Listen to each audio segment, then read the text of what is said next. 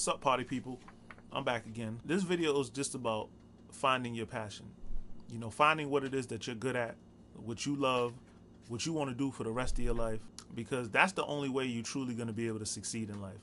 That's the way you're only going to be able to give 110% if you truly love what you're doing. There's a saying I get from a Biggie line in the song "Sky's the Limit."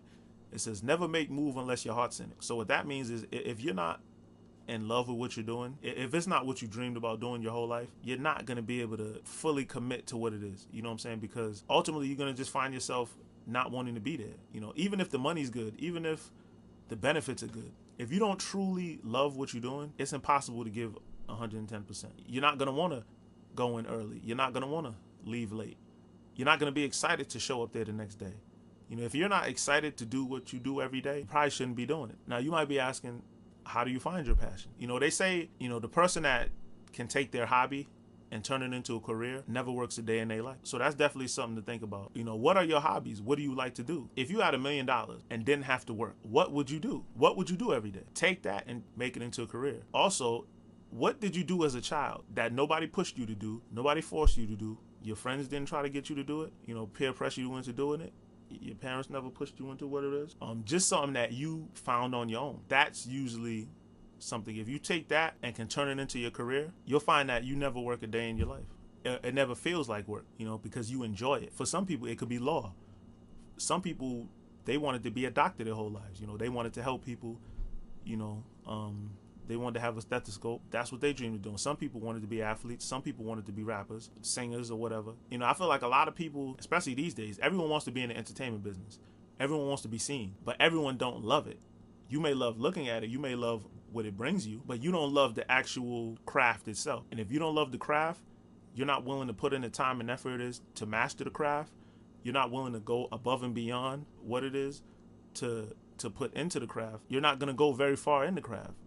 And even if you're able to somehow surpass all these obstacles, you're going to still find yourself unhappy. So what's the good of having all this money, having a nice house, having a nice car, having a family, and still be unhappy? You know what I'm saying? And a lot of people, they sit there and they wonder, like, why am I not happy? I have everything that people dream about. A lot of times, you know, if it's not, you know, unless you don't love your wife or you don't love your husband or whatever, you never wanted a family. A lot of times it's just your career, what you do for a living every day. You don't love it. Find what you're passionate about.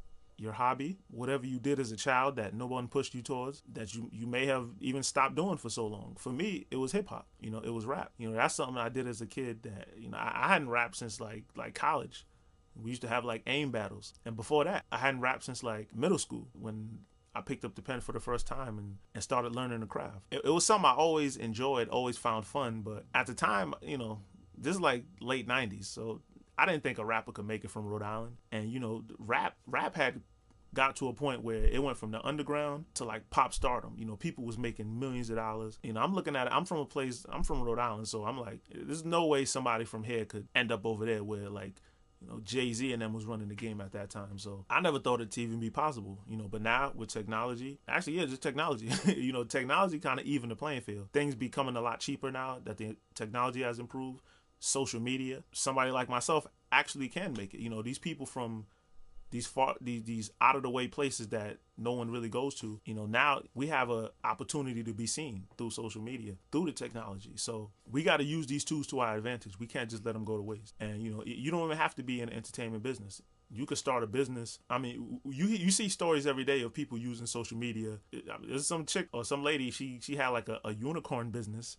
They made unicorns for like parties or, you know, different kind of stuff like that. So you never know what you can do online. You never know what's going to go viral. I mean, if you had a great idea, cultivate your idea, put your business plan together, and then use social media to help further that idea. I'm in the middle of doing my craft right now. What I'm doing right now, I'm practicing what I preach. I'm chasing a dream. I'm finally leaving the group home, you know, leaving the whole 9-to-5 lifestyle and pursuing my dreams as an artist. What are you going to do? Just my thoughts, ladies and gentlemen. Holla at your boy.